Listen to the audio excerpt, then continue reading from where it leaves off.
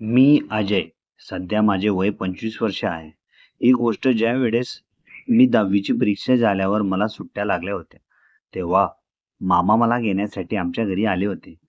कारण की माझ्या मामांनी मला प्रॉमिस केले होते, की मी तुला सुट्ट्यांमध्ये पुण्याला क्रिकेट अकॅडमीमध्ये प्रशिक्षणासाठी पाठवणार. कारण मी टेनिस क्रिकेट फार छान खेळत होतो. माझी बॅटिंग पाहून माझ्या मामांनी मला पुण्याला नेले.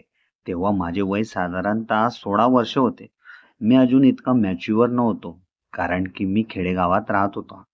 शहरातली मुले माझ्या वयात अगदी फॉरवर्ड असतात आणि माझ्या मामाचे नुकतेच लग्न झाले होते. माझी मामी दिसायला अगदी सुंदर व हॉट होती. मी व मामा पुण्याला घरी आलो. मामाचे घर लहान होते. साधारणतः एक खोली, एक हॉल व किचन इतकंच होतं. पण एकाच उंच इमारतमध्ये एकूण 50 घरं होती. जो सर्वात वरच्या मजल्यावर राहायचा त्याला जर खाली येणे म्हणजे आकाशातून ढकलल्यासारखे होते.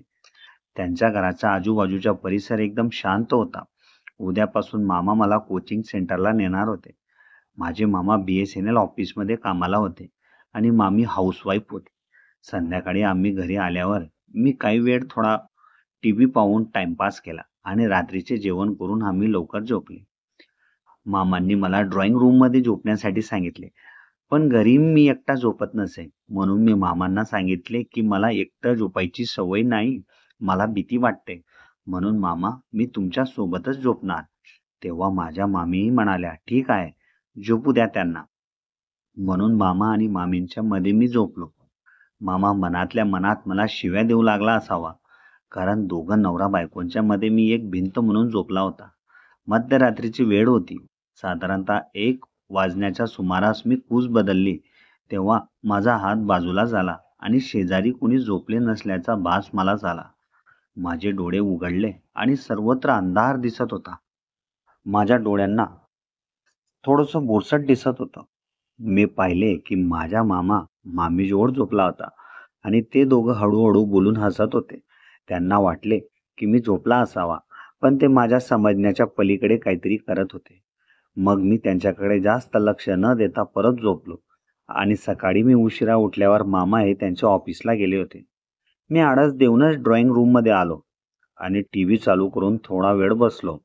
तेवढ्यात मामी माझ्याजवळ येऊन बसल्या आणि म्हणाल्या, अजय, तुम्ही लवकर फ्रेश व्हा.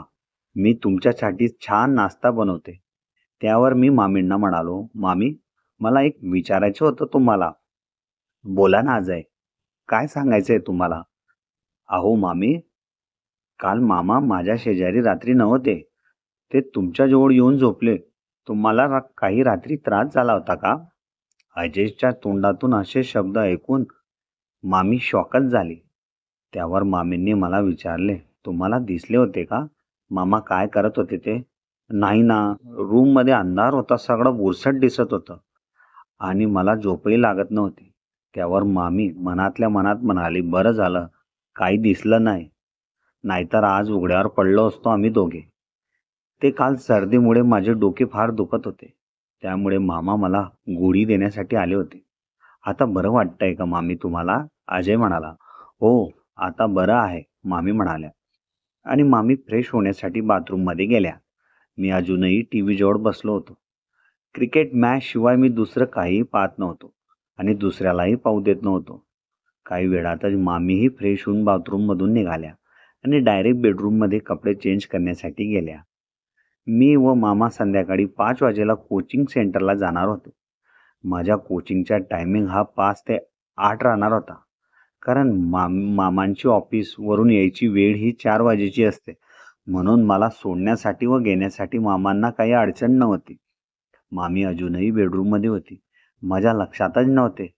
मी पण काही विचार न करता टॉवेल घेण्यासाठी बेडरूममध्ये घुसलो आणि अचानक मला पाहून मामी घाबरल्या आणि पूर्ण अंगाला साडीने कव्हर केलं.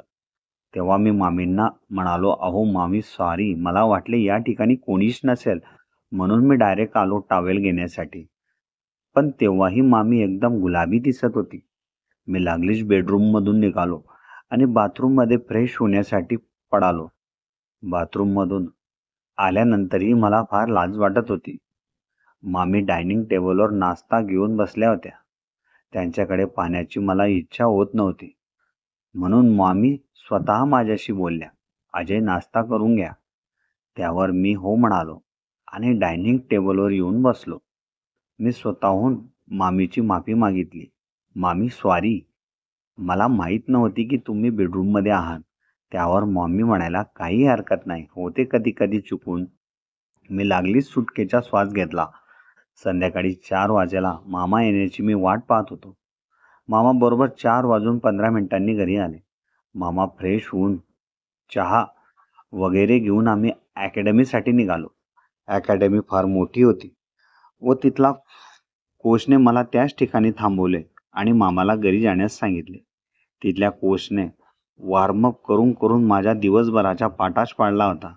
रात्री जेवण करून मी लागलीच बेडरूममध्ये येऊन झोपलो आणि काही वेळानंतर मामा व मामीही येऊन बेडरूममध्ये झोपले. आता सुमारे 11:30 वाजेच्या दरम्यान माझा हात अचानक मामीच्या पोटावर येऊन थांबला.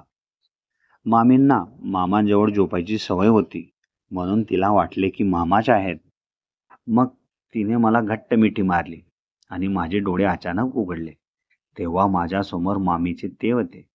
ते अगदी कापसासारखे सॉफ्ट होते. मीही त्यांचा आनंद घेऊ लागलो होतो, पण त्यावेळेस मला त्यांचे महत्त्व समजत नव्हतं. मग थोड्या वेळाने आम्ही आपापल्या पोझिशनमध्ये झोपलो. आता तर मामीने माझी झोपच उडवली होती. अजूनही रूममध्ये अंधार होता. थोड्या वेळानेच मामा मामीजवळ आला आणि ते दोघं एकमेकांवर प्रेम करण्यास त्यांची सुरुवात झाली. अधूनमधून जोरजोरात कुजबुज करण्याचाही आवाज येत होता. मग मी माझं तोंड वळवून दुसऱ्या कूसकडे झोपलो आणि सकाळी परत उशिरा उठलो तेव्हा मामा कामावर गेले होते आणि मी टीव्ही ऑन करून परत टीव्ही समोर बसलो. तेव्हा मामी माझ्याजवळ येऊन बसल्या.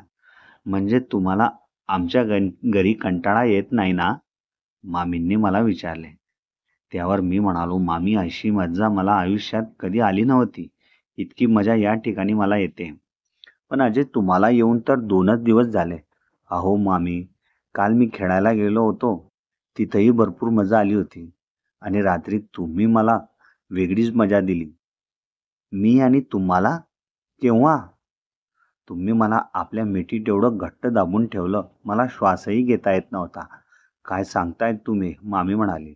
"हो मामी, तुम्हाला वाटले की तुमच्याजवळ मामा झोपले आहेत म्हणून तुम्ही मला मिठीत घेतले. पण मामी, मला तुम्हाला विचारायचं होतं, हा मामा असा वारंवार रात्री तुमच्याजवळ काय येतो? काल गोळी देण्यासाठी आला होता आणि मग आज रात्री काय झाले होते बरं?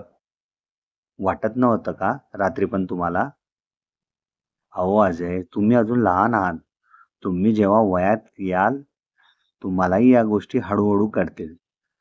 संध्याकाळी मामींनी मामांना कळवले अजयने सांगितलेले.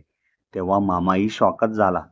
जोपर्यंत अजय या ठिकाणी आहे तोपर्यंत आपल्याला अशी चूक करावी लागणार नाही. त्यावर मामीही हो म्हणाल्या. मामा मला घेण्यासाठी कोचिंग सेंटरला आले. तेव्हा मामांनी मला समजवलं की असं रात्री उठणे बरं नाही बाळा, शरीराला हानिकारक असते. त्यावर मी मामांना म्हणालो, "मामा, मग तुम्ही रात्री असे गायब का होतात? मला भीती वाटते एकटे झोपायची आणि मी जेव्हाही पाहतो तेव्हा तुम्ही मामीजवळच असतात." हे मी मामींनाही विचारले की तुम्हाला बरं वाटत नाही का रात्री पण? त्या नाही म्हणाल्या, "माझी तब्येत ठीक आहे म्हणे. मी आता तुला सोडून कुठेही झोपणार नाही," असं मामा म्हणाले. मग मी रात्रीचे जेवण करून झोपण्याची तयारी करू लागलो. कारण ट्रेनिंगमध्ये मी फार थकायचो आणि जेवण केले की लगेच बेडवर पडायचो. आता मामाने व मामीने 2-3 दिवस आपल्या हालचाली बंद ठेवल्या होत्या. पण तेही मनुष्यच होते. किती दिवस कंट्रोल करणार? म्हणून तिसऱ्या दिवशी मी ट्रेनिंग करून आल्यानंतर थोडा वेळ मी टीव्ही पाहण्यासाठी बसलो. मग मला कंटाळा येऊ लागला आणि झोपही येत होती, म्हणून मी बेडरूममध्ये जाऊन झोपलो. सुमारे 12 वाजेच्या वेळेस मामा व मामी हे ड्रॉइंग रूममध्ये येऊन झोपले होते. पण त्यांच्याने चूक झाली होती. त्यांनी बेडरूमचा दार लावला नव्हता आणि त्यावेळेस मला बाथरूम लागली होती. त्यासाठी मी बाथरूमला जात होतो. अक्षरशः त्यांना असं पाहून माझे डोळे मोठेच झाले. या दोघांनी आपले ओठ एकमेकांच्या ओठांवर ठेवले होते. हेही मामा आहेत. मामींना खूप भरभरून प्रेम देत होते. त्यावर मामींनाही आनंद होत होता. मी बाथरूमला जाणे कॅन्सल केले आणि परत बेडवर येऊन झोपला. सकाळी परत मी उशिरा उठलो आणि तेव्हा मामा ऑफिसला गेले होते. आज मामींना त्या गोष्टीचा काहीच विषय मी केला नव्हता. मग मी फ्रेश होऊन मी टीव्ही समोर येऊन बसलो. असे 2-3 दिवस गेल्यानंतर मामा व मामी यांच्यात शांतता होती. दुसऱ्या दिवशी सकाळी मी उठून फ्रेश झालो. आज मी थोडा लवकर उठलो होतो कारण 2-3 दिवसापासून वेळेवर झोप होत होती. आणि मग मामाही ऑफिसला निघाले. मी लागलीच मामींचा मोबाईल घेतला आणि त्यावर YouTube पाहायला लागलो. तेव्हा माझ्या डोळ्यासमोर एक कथा आली. त्या कथेचे नाव होते लग्नाच्या पहिल्या रात्री. ती कथा मी अगदी मन लावून वाचली आणि त्यावेळेस मला लग्नानंतरचे काय कार्य असते ते समजले. माझे डोके मामांच्या दिशेने गेले. म्हणून मामा रात्री उठून मामीजवळ येत असे. दुसऱ्या रात्रीपासून माझी उत्सुकता त्या कथेप्रमाणेच झाली होती. मग संध्याकाळी मी ट्रेनिंग करून आल्यावर माझे दररोजचे रुटीन जेवणानंतर झोपण्याचे असायचे. मग मी 12 वाजेला उठलो की बारीक डोळे करून मामा व मामींना प्रेम करताना पाहत असे. मामा झोपला की मी मामींच्या अंगावर मी प्रेमाने हात फिरवायचो. मलाही मामीबद्दल प्रेम वाटू लागले होते. सतत 2 आठवड्याभर मी असंच मामींवर झोपेतून प्रेम करायचो. आता ही गोष्ट मामींना सांगायची धाडस मी स्वतःच्या मनात केली होती. 2-3 दिवसानंतर मी परत उशिरा उठलो आणि तेव्हा मामा ऑफिसला गेले होते. मी आळस दिला आणि सोफ्यावर बसून टीव्ही पाहू लागलो. तेव्हा लागलीच मामी माझ्याजवळ येऊन बसल्या आणि म्हणाल्या, "अजय, आज फार दमलेले वाटतात ते तुम्ही." "हो ना मामी, दिवस रात्र थकलेल्यासारखं वाटतंय. संध्याकाळी ते कोच थकवतात आणि रात्री तुम्ही." "मी काय केलं तुम्हाला थकवण्यासारखं काम?" मामी म्हणाल्या. "मामी, तुम्ही व मामा रोज रात्री मी झोपल्यानंतर एकमेकांवर प्रेम करतात. त्या गोष्टी मला अगोदर कळत नव्हते. पण जेव्हा मी तुमच्या मोबाईलमध्ये YouTubeवर तुम्ही जे वाचतात ते मी पाहिलं, तेव्हा मला नवरा बायकोचे प्रेम कळाले. खरंच मी तुमची मनापासून माफी मागतो. मला इथं यायला नाही पाहिजे होतं. कारण तेव्हा मला त्या गोष्टीचा अनुभव नव्हता. पण आता मला सगळं समजायला लागलं आहे." म्हणून संध्याकाळी मामा आल्यावर अजयने त्यांना स्पष्ट शब्दात सांगितले की "मामा, मला आता घरी सोडा." माणसाच्या हातून चुका होतात, पण त्या चुकांचा अनादर करणे हा माणसांचा मोठापणा असतो. म्हणून अजयला समजले होते, जोपर्यंत आपण मामांकडे आहोत तोपर्यंत मामाला आनंद मिळणार नव्हता. म्हणून त्याने गावी जायचा निर्णय घेतला होता.